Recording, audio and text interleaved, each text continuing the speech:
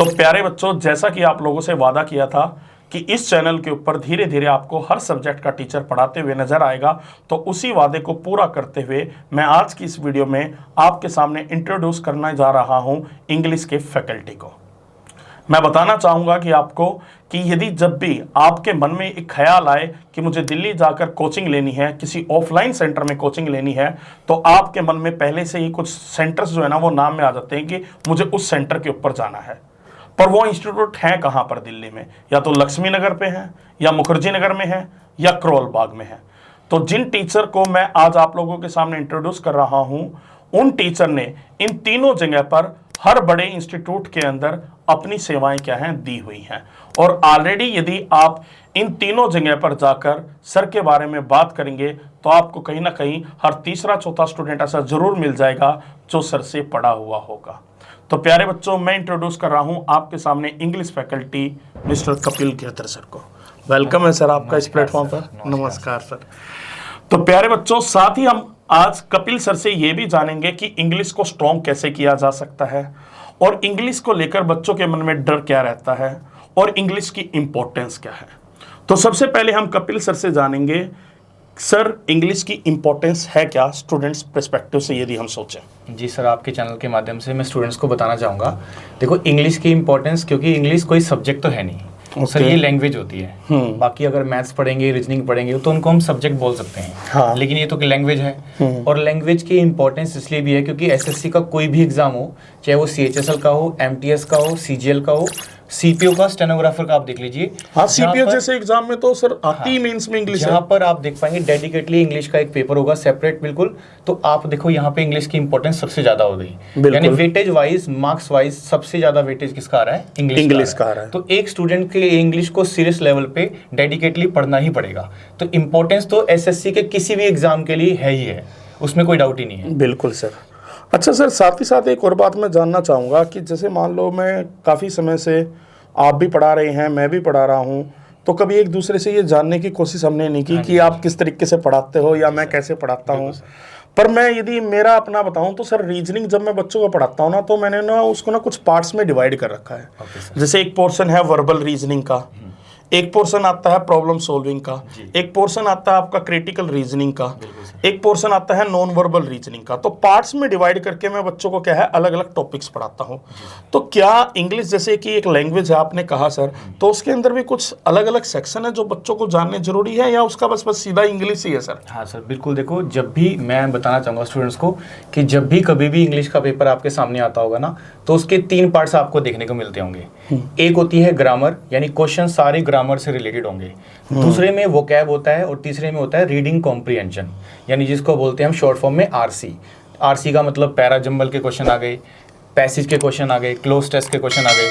तो mainly 3 part होते हैं, ग्रामर, वोकैब और रीडिंग कॉम्प्रिहेंशन। इन्हीं से सारे क्वेश्चन बनते हैं। तो इस सभी को 1 बाय 1 करके प्रिपेयर करना होता है स्टूडेंट्स को, तब जाके उसको प्रोफिशिएंसी देखने को मिलती है। बहुत सारे स्टूडेंट क्या करते हैं, सिर्फ उन्होंने वोकैब को याद कर लिया लेकिन ग्रामर के कॉन्सेप्ट सीखे नहीं, तो वो ग्रामर में पीछे रह जाते हैं। और कई बच्चे ऐसे भी होते हैं ग्रामर पे ही ध्यान देंगे सिर्फ, तो वोकैब नहीं पढ़ा है, रीडिंग कॉम्प्रिहेंशन नहीं पढ़ा है, जबकि तीनों इंपॉर्टेंट है। तीनों का वेटेज देखेंगे लगभग बराबर मिलेगा आपको। तो आपको अगर इंग्लिश को स्ट्रॉन्ग करना है, खास करके आप फुल स्कोर अगर लेना चाहते हो इंग्लिश में, तो तीनों पार्ट को इक्वली इंपॉर्टेंस देनी होगी। और अच्छे ट्रेनर के साथ, अच्छे गाइड करने वाला जो आपको मिल जाए, वहां से आप ट्रेनिंग लो 1 बाय 1। थोड़ा टाइम लगता है जरूर, बिल्कुल, लेकिन एक टाइम के बाद आपकी प्रोफेशनसी बहुत अच्छी बन जाती है। Okay sir. अच्छा सर, एक और चीज़ मैं जानना चाहूँगा कि जैसे अक्सर मैंने एक बात देखी है कि मैं अपने आप से भी एनालाइज करता हूँ। देखो, मैं पिछले कुछ समय से लगातार रीजनिंग पढ़ा रहा हूँ, पर मैंने साथ ही साथ महसूस की है कि मैं कुछ ना मैथ्स के भी क्वेश्चन ठीक कर लेता हूँ। आज के समय पे मेरे सामने मैथ्स के क्वेश्चन आते हैं, बड़ी से बड़ी प्रॉब्लम मैं वो भी सोल्व कर लेता हूँ।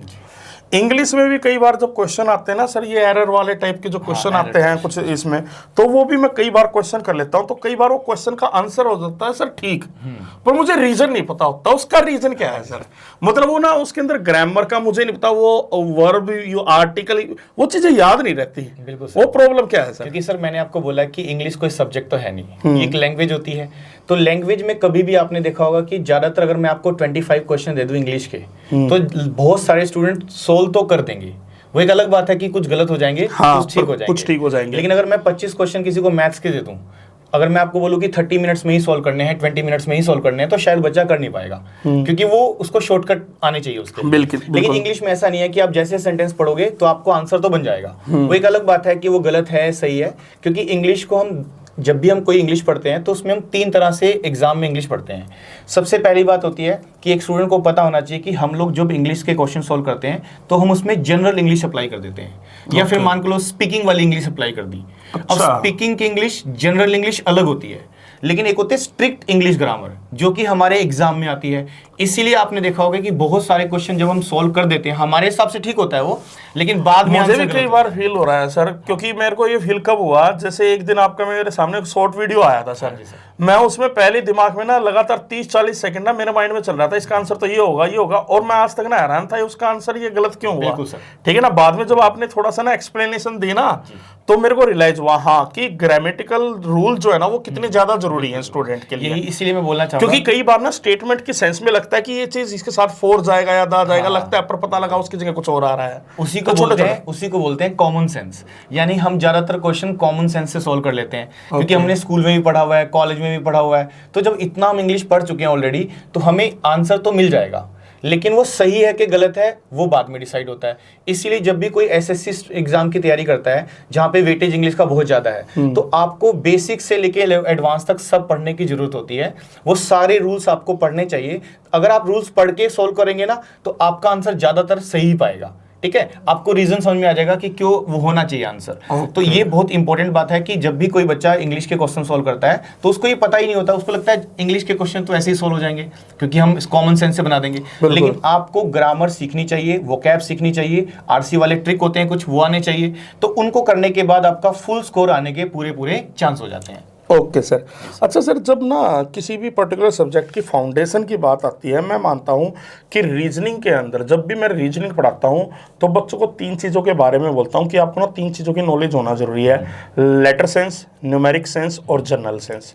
तो क्या हम ये मानकर चलें कि यदि आपको इंग्लिश में मास्टरी हासिल करनी है तो कहीं ना कहीं वोकैब जैसे सेक्शन पे जाने से पहले आपको सबसे पहले ग्रामर को स्ट्रॉन्ग करना जरूरी है? सर बिल्कुल बताना चाहूँगा इसके बारे में भी मैं आपको।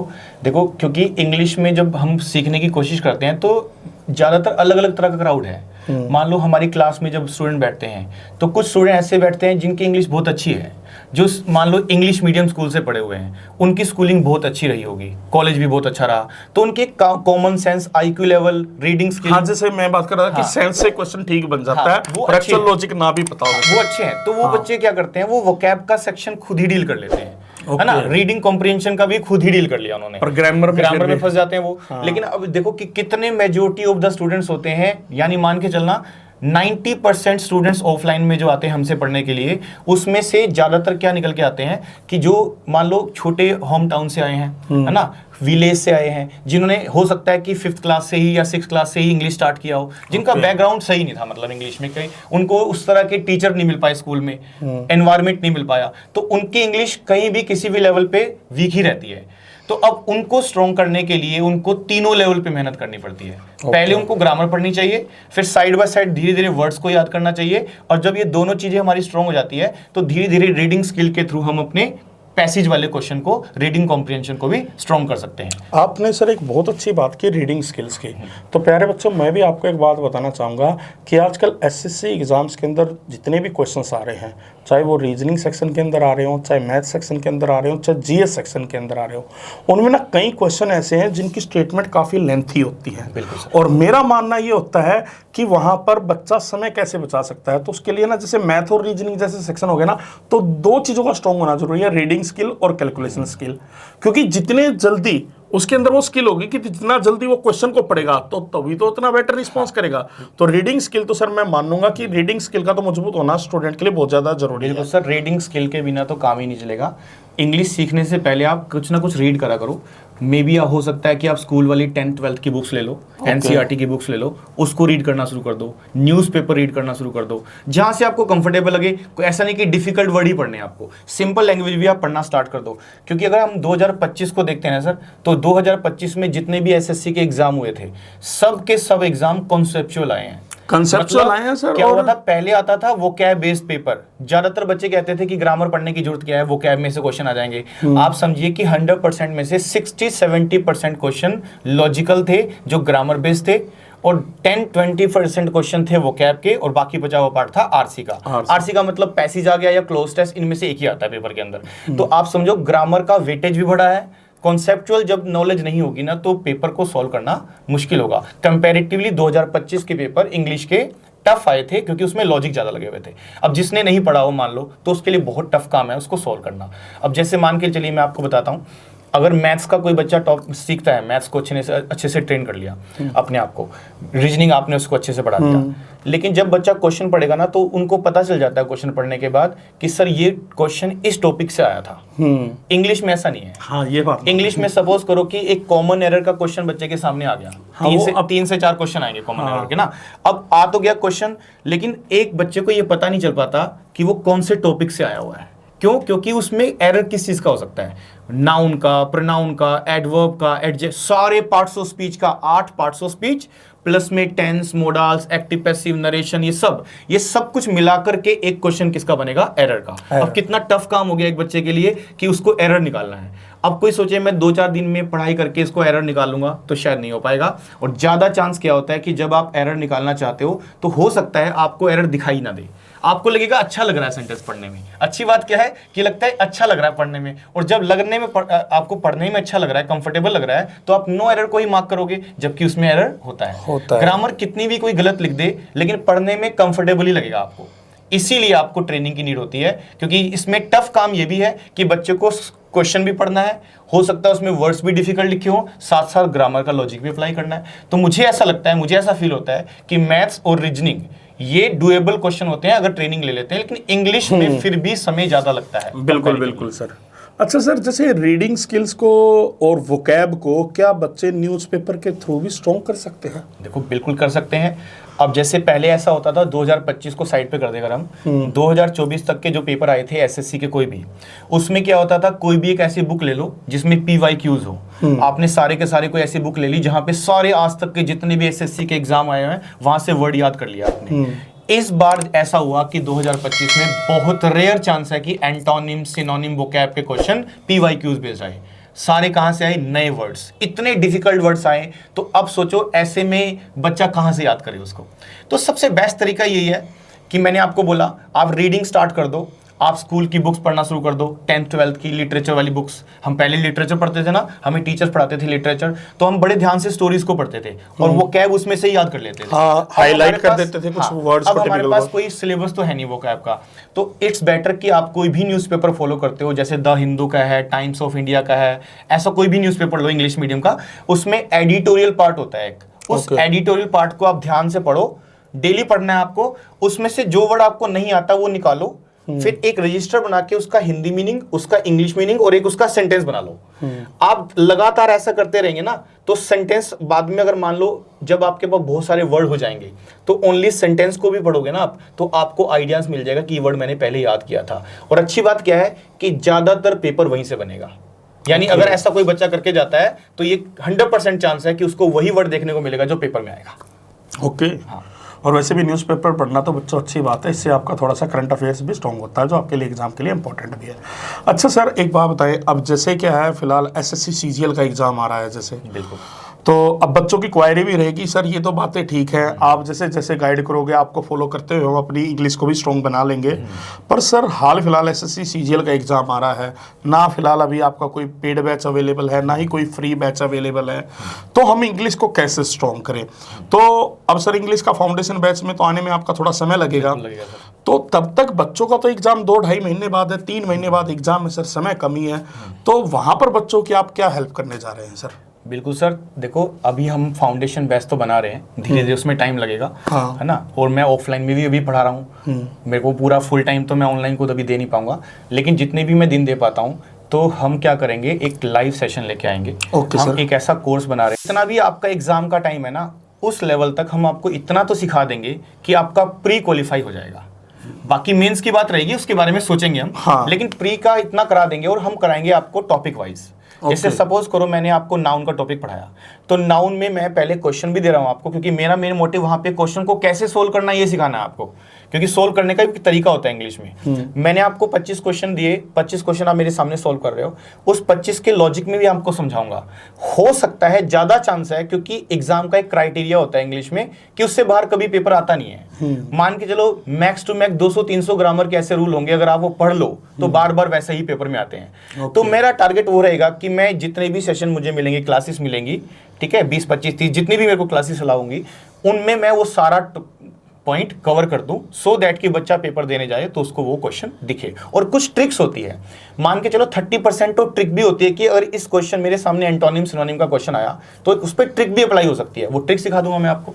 ओके। हाँ, तो हम इनके लिए यूट्यूब पे क्या लेके आएंगे, फ्री लाइव सेशन लेके आएंगे। तो प्यारे बच्चों, आप लोगों को बस ये बात समझनी होगी कि सर भी तैयार है और हमारी पूरी टीम भी तैयार है, अब केवल आप लोगों को तैयार रहना है। तो आप लोगों के लिए इंस्पेक्टर सीरीज स्टार्ट होने जा रही है और उस सीरीज के अंदर कम से कम हफ्ते में 3 दिन आपकी इंग्लिश की क्लास होगी।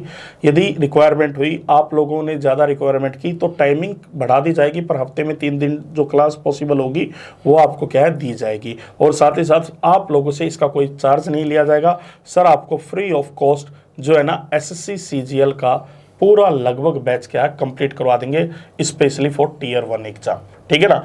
और देखो जब टीयर 1 एग्जाम की बात आती है ना, तो टीयर 1 एग्जाम और टीयर 2 के एग्जाम में मुझे लगता है सर कोई ज्यादा डिफरेंस है नहीं। एक से एक ज्यादा डिफरेंस नहीं है, इंग्लिश में तो नहीं है सर, इंग्लिश में नहीं है, इंग्लिश में तो वो लगभग यदि कोई बच्चा अच्छा दिन रात एक करता है, अपनी मेहनत को डबल करता है, तो वो जो आप करवाएंगे मेरे को लगता है वही उसके लिए यूजफुल होगा टीयर 2 एग्जाम के लिए भी। जैसे रीजनिंग सेक्शन के अंदर भी लगभग ऑलमोस्ट यही चीजें होती हैं।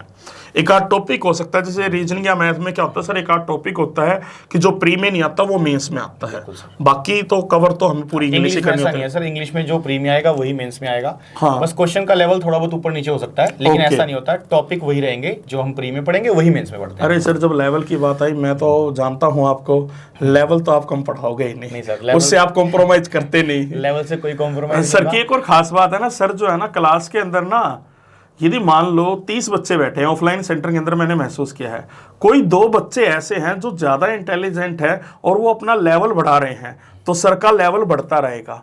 अब वो 27-28 बच्चों को ना पता किस शालीनता के साथ कवर करते हैं कि वो 27-28 भी क्या है डिस्टर्ब ना हो, इतनी आसान लैंग्वेज में पढ़ाते हुए चलेंगे कि बाकी 27-28 को भी वो बात समझ में आएगी जो बात बाकी 2 बच्चों ने पूछी है। तो कहने का मतलब मेरा एक ही है बच्चों कि यदि सर लेवल अपना इंक्रीज करेंगे, कंटेंट का लेवल बढ़ाएंगे, तो वो लेवल भी स्टेप बाय स्टेप इस तरीके से बढ़ाएंगे कि आपको महसूस भी नहीं होगा सर ने हमें कोई हार्ड लेवल की चीज भी समझा दी। क्योंकि ज्यादातर बच्चों की मेंटेलिटी क्या होती है, आपने हम बोल देते ना कि ये थोड़ा हार्ड लेवल है, तो कई बच्चे उतनी बात सुन के ही घबरा जाते हैं। हाँ, हार्ड लेवल किसी के लिए कुछ भी नहीं होता। देखो, अगर मान लो कोई टीचर आपको पढ़ा रहा है, सर भी आपको पढ़ाते हैं, तो हम पूरी कोशिश क्या करते हैं कि 0 से पढ़ाएं। बिल्कुल। और वो 0 हर बच्चे के लिए ऐसा नहीं है, कोई कितना भी इंटेलिजेंट हो, एग्जाम को क्रैक करने के लिए इंटेलिजेंट स्टूडेंट की जरूरत नहीं होती। वो स्टूडेंट चाहिए जो डेडिकेटली मेहनत करे हमारे साथ, जो लगातार मेहनत करते हैं 1-2 साल, उनका एग्जाम होता ही है क्रैक। कभी ऐसा नहीं हुआ ना उनका क्रैक। तो लेवल वाली कोई बात नहीं है, हमें कॉम्पिटिटिव का 0 लेवल पढ़ाना है आपको, आपका लेवल नहीं जो आपने जनरल इंग्लिश में पढ़ा था या किसी और में पढ़ा था, हमें कॉम्पिटिटिव लेवल का 0 लेवल पढ़ाना होता है। धीरे धीरे हम स्टेप बाय स्टेप चीजें बढ़ाते हैं ताकि सबको कंफर्टेबल लगे। और आप जितना भी इंटेलिजेंट स्टूडेंट है वो उन सब के लिए रिक्वायरमेंट होती है, क्योंकि उनको भी नहीं आता होता वो। मैंने कई बार आपको जैसे क्वेश्चन पूछा हुआ अल्फाबेट कितने होते हैं, मैं बिल्कुल बेसिक से पढ़ाता हूँ, तो ये सभी स्टूडेंट का प्रॉब्लम है, वो 26 ही बोल देते हैं। तो सोचो इतना लेवल है ना कि बच्चा नहीं जान पाता अल्फाबेट कितने हैं, तो सभी को रिक्वायरमेंट। ये तो मैंने भी रीजनिंग में भी नोट किया सर। रीजनिंग में भी जैसे लेटर सेंस के बारे में पढ़ाया जाता है, तो जो बच्चों से ऑफलाइन या ऑनलाइन कई बार जब मैंने क्वेश्चन किया ना, बताओ टोटल इंग्लिश अल्फाबेट कितने हैं, तो ज्यादातर बच्चों के आंसर 26 ही आता है इसमें आता है। तो ये कॉमन सी भी बात हो गई ना, और ये कॉमन चीज है और ये बतानी पड़ती है तब जाके बच्चे को पता चलती है, नहीं तो उनको तो लगता है कि लेटर और अल्फाबेट एक ही तो चीज है। तो चलेगा बच्चों, आज का सेशन यदि आप लोगों को पसंद आया है तो जाने से पहले सेशन को जरूर लाइक करके जाएं, साथ ही साथ अपने दोस्तों में भी इस वीडियो को शेयर करें। तो प्यारे बच्चों, अब मुलाकात होगी कपिल गिरधर सर की आप सभी से लाइव सेशन में। Till then take care, good bye.